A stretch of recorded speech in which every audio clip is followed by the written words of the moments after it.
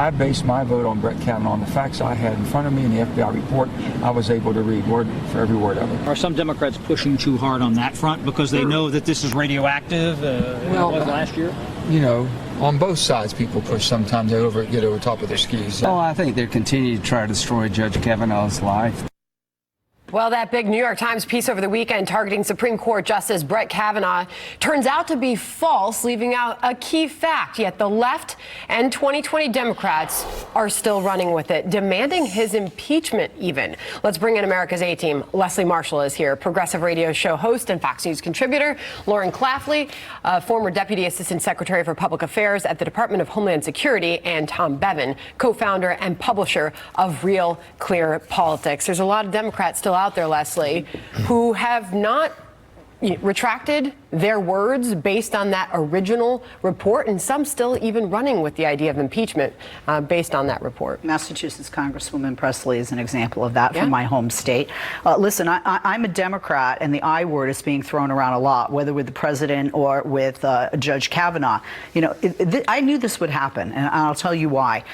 Back when there was the original allegation by Dr. Christine Blasey Ford, there was allegedly information that was provided to the FBI, and there was sort of like not as full an investigation as there could have been. This allegation allegedly was given to the FBI. They should have looked into it. But the problem for Democrats here is the victim says, look, I don't remember it happened. This is not the victim saying it happened. And to me, having gone for my master's in broadcast journalism, it absolutely makes my skin crawl that the New York Times or any other outlet that call themselves a journalist would not have all the facts, that it would go by the editor before they put that out there. They're blaming the editors. They're blaming the editing process for leaving out that key fact, Tom.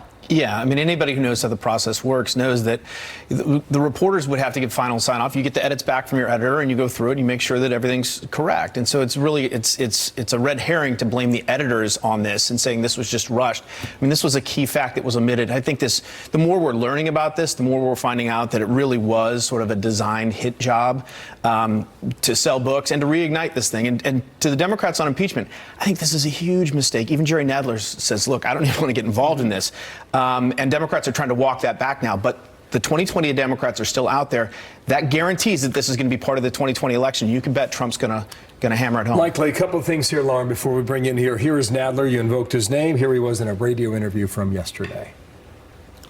The FBI investigation was a sham. The FBI didn't didn't interview something like 25 witnesses. Would the interviews themselves of the 25 potential corroborating witnesses fall under the jurisdiction of your committee? It might fall under a jurisdiction. We'd have to take a very careful look at that. He was also asked, Lauren, whether or not to pursue this, and he kicked it to the curb. Yeah, because it's not something that he needs to be doing at this point, and also it's something that I think we saw reinvigorate some of the politics with President Trump. I mean, people got really fired up about this, and they were like, you know, I may not like where President Trump is on some of the issues, but I do not like the way the Democrats are going after Judge Kavanaugh. This is like a revamping of where we were last year on this issue. So, you know, I think it's just like the impeachment with President Trump. It's not a popular issue. Nadler knows that. The Democrats do want to bring it up, and because they want to pull back up Me Too, and they want to make that another central election issue coming into the presidential. And it's kind of this three horseman strategy that we saw Nancy Pelosi and others talk about earlier this week, where they want to go after President Trump, they want to go after Mitch McConnell, and they want to go after Justice Kavanaugh, and really have them represent the three pillars of Republican corruption. To be clear, Jerry Nadler said he wouldn't want to focus on impeaching Kavanaugh because he wants to focus on impeaching the president. But you were in disagreement with Lauren there. Why? Yeah, I find it interesting because I'm a Democrat, and I am sometimes in the room when these conversations are held, and I'm kind of feeling like you need a grassy knoll there for that conspiracy theory, because that's not what it is about at all. I mean, you know, Democrats didn't know about this book, hadn't read the book, didn't know about the article that came out. Did some people run with it and go with it? Yeah. Are there others that say, are you kidding me? This is going to be a gift to Trump? That is not one of the pinnacles of what we're looking at. Healthcare, immigration, some of those other issues are. Trying to identify Mitch McConnell as being one of the leaders of the Republican Party and not going forward with votes on issues like security for our elections? Absolutely. I would agree with you on that pinnacle. Yeah. Well, and I agree with you on the fact that some of the Democrats do agree with that. I mean, Dick Durbin saying get real and not correct. Others. To your point, Leslie, you're in agreement with Rush Limbaugh when it comes to the New York Times. Here it is. Don't say that on air. Now they're trying to say, oops, we screwed up. We're sorry. They didn't screw up anything. They're trying to destroy the man like they're trying to destroy Donald Trump. Have any of the presidential candidates who glommed onto this story, have they pulled back on it? No. They're still running with it. They're demanding that Kavanaugh be impeached. Because this is mission accomplished. Oh. Is that the end game? To try and destroy Brett Kavanaugh? Mm-hmm. I think it's, well, look, I don't think this is going to result in anything. They're not going to impeach the guy. Even if they tried to, they wouldn't be able to get the votes to impeach him.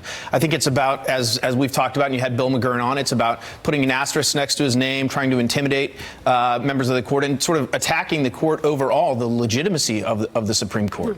You know, Brit Hume was on with Brett last night and look big picture at the New York Times, journalism today, as you put it, Leslie, and said there was a time where this would have never happened. Here's Brett. That story is nowhere near the standard that should be met for publishing a story. There was a time, and it wasn't long ago, Brett, when the New York Times that I used to know, and for whose magazine I used to write years ago, wouldn't have gone near this story. By the way, we had our brain room pull up the number of corrections and retractions by the New York Times, recent retractions, 6 since President Trump took office, including stories on Paul Manafort, Russian collusion investigation, and, of course, Trump's tax plan, where they left out they made an accounting error in a big piece about Trump's tax plan. Leslie, so where does that put us today? Well, this is one of the reasons why, I don't, to me, this isn't, all about Brett Kavanaugh, because quite frankly, as a business, this is really bad for business for the New York Times. And I think it's, I think it's business suicide, if you will, for the New York Times to continue to do this, to continue on this trajectory. So I know a lot of people think it's all political, but you're really going to ruin your own company. You're going to lose your job for the sake of, a Supreme Court member who is a tenured position and is not going to be impeached, is not going to be removed, is not going to resign. What else explains it then? Yeah, I don't know. To me, this is the New York Times really making an editorial decision to pursue some of these stories, and it really is a compounding effect, and it questions the credibility. And I think this isn't the paper that we saw 10 years ago, where they were the paper of record and they really were thorough in some of their reporting. I think they have to take a step back and reestablish some of their credibility. I agree with you on that. I mean, these were 2 New York Times reporters that were taken off other beats. They spent a year basically researching and trying to produce this book on Kavanaugh. They worked for the paper. They work for the paper, right? Yeah. And then they put this editorial op-ed in the paper and removed this crucial fact. To Brit Hume's point, this would never have passed muster. And so I think the New York Times has real credibility issues, fundamental credibility issues, and I think overall journalism, to a large degree right now, is broken. Let's get the New York Times reporter Kate Kelly on this Kavanaugh report in her own words. Here she is. Zero intent to mislead anybody about the details of the incident. We included the additional detail about this other as yet unreported allegation because it seemed germane to the type of thing we were talking about. It was a somewhat similar incident. So again, the reporters say they included this key piece of information, but it was the editors and the editing process in which it was taken out. It almost reminds me of, kids. I didn't do it, she did it, I didn't do it, he did it. And quite frankly, there's more than one person responsible here. I mean, you have the writers, you have the editors, you have the whole system. I agree. But the allegation itself was made by a man, Max Steyer, who said, who made this allegation about a woman, and the woman herself declined to be interviewed and said she didn't remember the incident. So how that ends up in a book and how that ends up being omitted from this op-ed. And he go off on the record as well. He did as well. So it's just astonishing. More to come on this. Let's go to New Mexico from last night, Sandra, if you want to. All right. Well, the goal is to flip that to red, right? All right. Here's the president. Revenues from energy production provide up to 25% of your state's budget and going much higher in the very near future. Every major Democrat running for president, they want to abolish all production of oil and natural gas. In other words, the Democrats want to completely annihilate New Mexico's economy. All right, let's bring back in the numbers for you, Tom, because here was 2016 New Mexico results. Clinton, 48.3% to Donald Trump's 40%. So One thought from all of you, can he do it? It's an uphill climb, certainly. It's been a blue state for a long time. President Bush won it in 2004 but by less than 1 percentage point. But I think it is smart of Trump to go, because typically he has these rallies in swing states or in states where that are heavily red. I think it's smart for him to sort of get into Democratic territory and try and make his pitch, particularly to Hispanic voters. Lauren. Yeah, I mean, he's got the luxury of time, he's got the luxury of money, he's got the luxury of a very strong base support, so he's not having to spend those times in the solidly red states. So it's a why not strategy.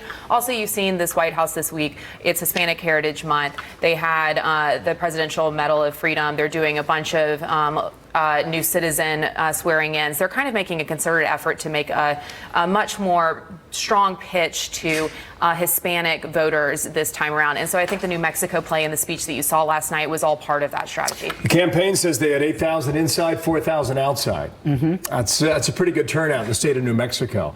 Elizabeth Warren was here in New York. They're saying upwards of 20,000. She had an impressive showing for a candidate, not a nominee. You know, when in 2016, when Donald Trump, then candidate, was talking about the crowds and people were eye-rolling, I said, don't eye-roll. If those people show up to vote, he will be our president. And can I say, I was right. So. But the 12,000 in New Mexico isn't going to get him that state. He's underwater there. It's not going to get him the Hispanic vote, not just in New Mexico, but across the country, because he's saying, I love Hispanics and we can have Mexican Heritage Month and let's have Taco Tuesday. But the reality is that the Hispanic population throughout the country, and the majority of them that live in the state that I am in, California, don't want a wall, which he talks about on the other side of his mouth, don't like what he and Republicans are doing or not doing with regard to immigration on the other side of his mouth. Don't forget what he said during the campaign about who comes to the United States from Mexico, and WASP and Mexicans that he was saying. That's definitely not appealing to Are you willing Mexicans to say that Warren will be the nominee yet?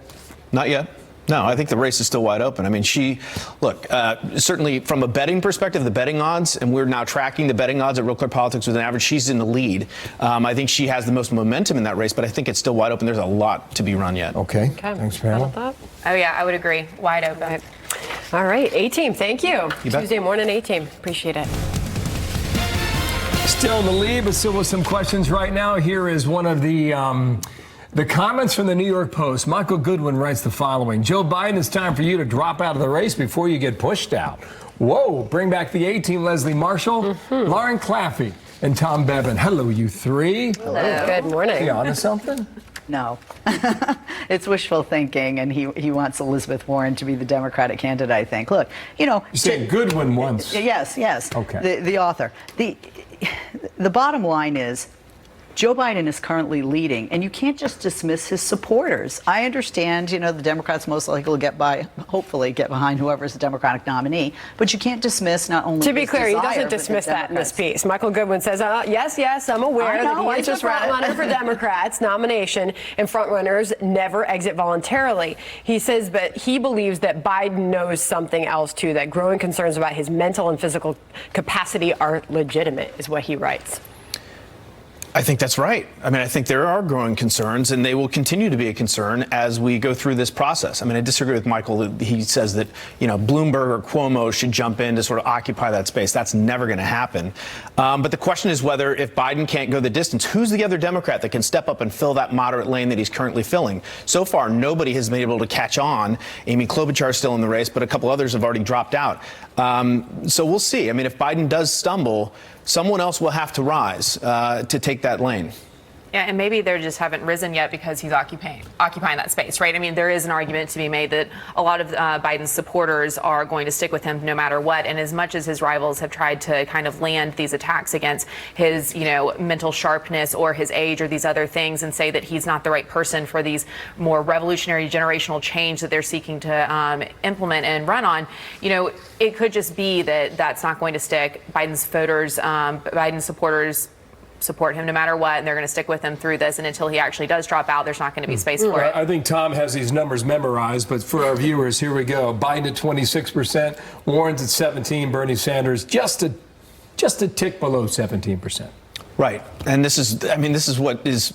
There are two things holding Joe Biden up right now. The fact that the progressive vote is being split between Sanders and Warren, because they have more support than he does if you combine them, but also his support among African Americans. And that is really his firewall. The problem is, and I've said this before, is between February 3rd, when Iowa votes, and February 29th when South Carolina votes, if Joe Biden doesn't win in Iowa or doesn't come in a close second, and if he doesn't finish first or a close second in New Hampshire, that's a long 3 weeks, and a lot will happen in that time if he's seen as not being able to sort of, win over voters. His support could migrate to someone else. And I agree with you, which is why this article is wrong, because the time is wrong. You got to let this play out to a degree. Elizabeth Warren and Bernie Sanders share a voter base largely. Those numbers show that very clearly. But what also these numbers show is what the numbers around the country show, that Democrats are largely centrist and moderates. That's the majority of those that were elected are centrist and moderates, and the majority of the voters. So it's not time to push someone who is more middle of the road and moderate like Joe Biden out or ask him to resign, as Michael Goodwin is doing and suggesting. And to the age thing, I just in the green room completely forgot somebody's last name, Tom, when I was talking to you, right? And I won't say it on air. You were busy You can remember it. No, but that's what I'm saying. Sometimes we're just busy. It's not age. It's Smith and I'm not Hemmer. 70 something. Thank you, Leslie. Thank you, Lauren. Thank you, Tom. Nice to Thanks see to all you. of you.